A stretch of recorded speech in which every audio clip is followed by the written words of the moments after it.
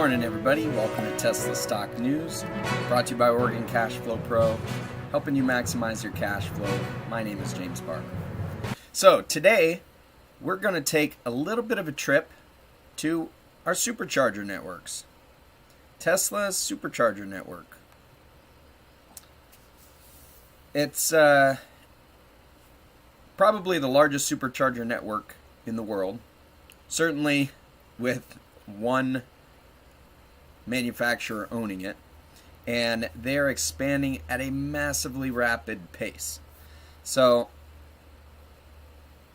for those of you who are new to Tesla, just dipping your toes into it, we're going to go through a little bit of what the Supercharger network is. This is according to Wikipedia.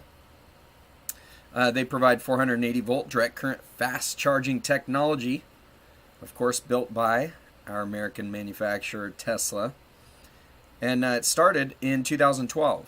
In 2012, no, this doesn't say it here, but in 2012, before Tesla started to build this Supercharger network on their own, they did reach out to all of the other vehicle manufacturers trying to come up with partners so that they could offset the cost of this network. It's very expensive to build these Superchargers, especially to put in the 20 some odd thousand that they have around the world now. And they were declined. So Tesla set off to build their own, knowing that if they're going to have a successful electric vehicle company, they're going to have to provide chargers for their customers. So you can see Tesla now, as of November 8th, 2020, Tesla operates over 20,000 Superchargers in over 2,016 stations worldwide, with an average of 10 chargers per station. 1,042 in North America, 559 in Europe, and 415 in the Asia Pacific region. This one has changed drastically. The last one there has changed drastically over the last couple of months. And we're going to touch on that here in just a moment. Another thing Tesla announced recently was a higher capacity mega charger. I guess fairly recently, back in 2017 when they brought out the Semi, with the idea that they're going to be able to charge the Semi up to 400 miles of charge in 30 minutes. Rumor is the Cybertruck will also be able to use those chargers. That would be great because a lot of those Cybertrucks are going to be pulling trailers. They're going to need a different type of plug access. They're going to need different type of supercharger access in order to make that work. And it says that the likely output of those might be over 1 megawatt. So that will be interesting to see that come out. In addition to the superchargers, Tesla also has what we call destination chargers. These ones don't charge quite as quickly.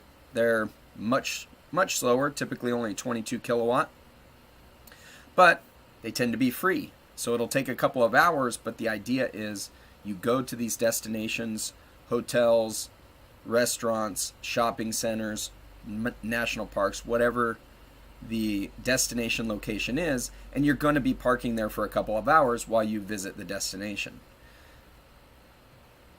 And you can see here it says these chargers are typically free to Tesla drivers who are customers of the business at the location. So pretty neat way to get some extra access there. Now, the reason I wanted to talk about the Tesla Superchargers to begin with was because of this tweet. I've been following along. Tesla has a dedicated factory to building superchargers in China now. And just in the past week, they've put out 6 new supercharging stations with 43, they call them supercharging piles. That's 43 supercharging locations, like 43 individual units where you can charge at. And 6 experience stores and service centers. So those are actually stores where they'll service the vehicles and sell the vehicles. But now there's 620 plus supercharging stations, 4,700 plus supercharging units in mainland China, covering 290 plus cities. So as of November 9th, Remember, according to Wikipedia, as of November 9th, there was 415 in the whole Asia Pacific region.